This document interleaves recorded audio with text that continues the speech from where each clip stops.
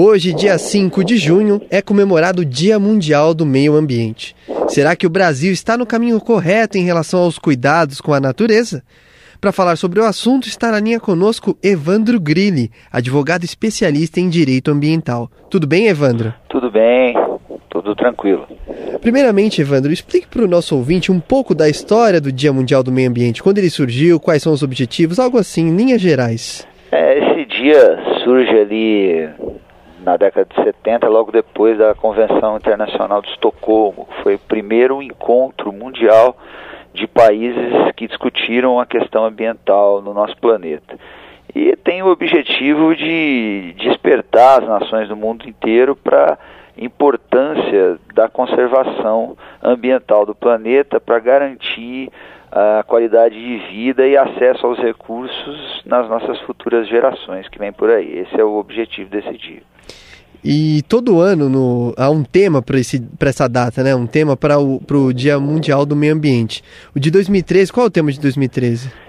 Isso varia muito de país para país, né? O que está sendo enfocado agora no Brasil, especialmente, diz respeito ao aniversário de um ano do novo Código Florestal, né, que foi publicado no ano passado e que começa a dar os primeiros passos aí no sentido de uma regularização ambiental do agronegócio e da propriedade rural no Brasil.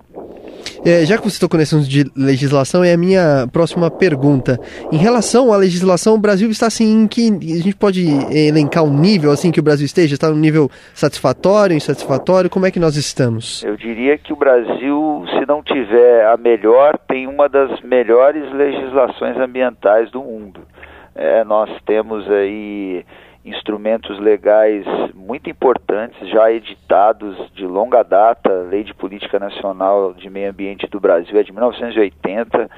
Logo depois, em 84, a gente teve Lei de Ação Civil Pública, que legitima Ministério Público, entidades de organizações não governamentais de interesse ambiental, a ir para a Justiça defender o meio ambiente. Em 98, a gente teve a Lei de Crimes Ambientais, que é um divisor de águas na questão ambiental, porque na medida em que criminalizou condutas que são lesivas ao meio ambiente, fez despertar nas pessoas e até mesmo nas empresas um cuidado muito maior com a questão ambiental.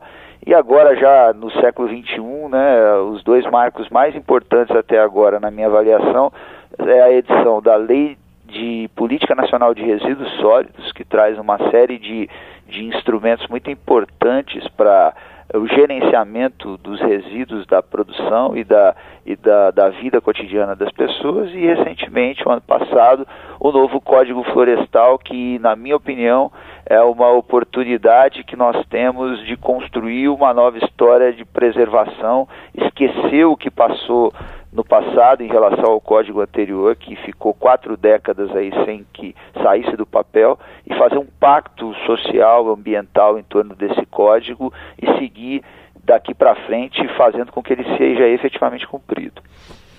E isso em relação ao que está feito. E, na tua opinião, o que falta para a legislação brasileira no sentido do cuidado com a natureza? Algum tema que ainda não foi discutido? Eu acho que o ponto que nós precisamos aprimorar um pouco mais em relação à criação de legislação diz respeito à conservação dos recursos hídricos, conservação da água.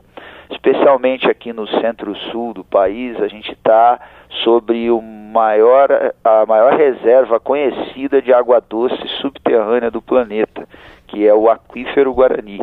Ele passa aí por 6 ou 7 estados do país e ele passa também por todos os países do Mercosul. E a gente tem uma circunstância na Constituição Federal de 88 que estabelece que as águas subterrâneas são de titularidade dos estados da federação. Isso, na época, o legislador da Constituição de 1988 sequer sabia da existência do Aquífero Guarani, como eu tenho certeza que muitos dos nossos ouvintes nunca têm ouvido falar dele. E mais de 30 anos depois da edição da Constituição Federal. Então, nós precisamos mudar um pouco isso. Nós precisamos dar um tratamento específico para esse aquífero, mudar a Constituição para, ao meu ver, atribuir isso como um bem da União Federal e não mais dos estados, para evitar que existam leis diferentes em cada uma das unidades da federação por onde ele passa, estabelecendo modos de proteção diferentes para ele. Isso não é muito saudável quando se trata de proteção de direito ambiental.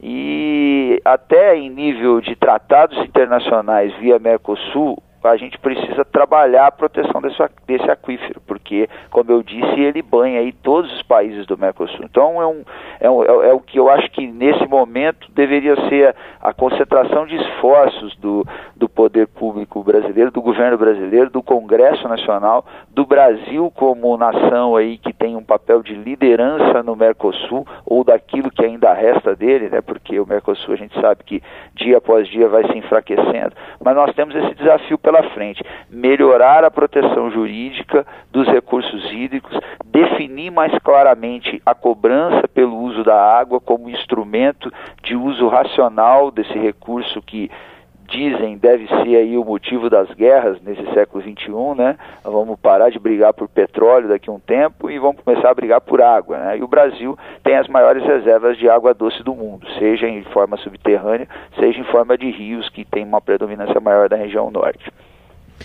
E Evandro, você diria então que esse é o principal desafio para o futuro do meio ambiente brasileiro ou há outros desafios que não envolvem exatamente a legislação e sim a conscientização das pessoas, enfim? Eu acho que do ponto de vista jurídico esse é o maior desafio, o desafio mais imediato. E um outro desafio também é fazer com que os órgãos públicos responsáveis pela aplicação de toda essa legislação, que a gente disse aqui que é uma das mais modernas do mundo atualmente, possam ter recursos para aplicar as leis, recursos para fazer com que essa proteção ambiental saia do papel e vire realidade. Mas a gente tem que pensar o seguinte, o projeto da Constituição Federal do Brasil na questão ambiental não é pura e simplesmente um projeto preservacionista, ele é um projeto de desenvolvimento econômico sustentável. Isso significa que os órgãos envolvidos com a proteção ambiental não tem que simplesmente dizer que não se pode fazer, nós temos que dizer como se deve fazer para que nós possamos atingir esse desenvolvimento econômico sustentável. Até porque não é novidade para ninguém que o Brasil precisa de imensas obras de infraestrutura, precisa de imensas obras para, especialmente, geração de energia elétrica, porque para crescer tudo que precisa crescer e atender os anseios da população, distribuir renda, é necessário gerar energia elétrica, não tem outro caminho. Então nós precisamos instrumentalizar e preparar esses órgãos ambientais para que eles nos digam, enquanto cidadãos e enquanto empreendedores, de que forma a coisa deve ser feita com o menor impacto possível. Sustentabilidade é isso, né? Não se passa simplesmente pelo cunho preservacionista da coisa, se passa pela forma pela qual a gente usa os recursos naturais para gerar riqueza interna, melhorar as condições de vida da população e preservar esses recursos para as futuras gerações. Isso é possível, basta que se tenha vontade e consciência de cada um fazendo a sua parte para que a gente atinja isso.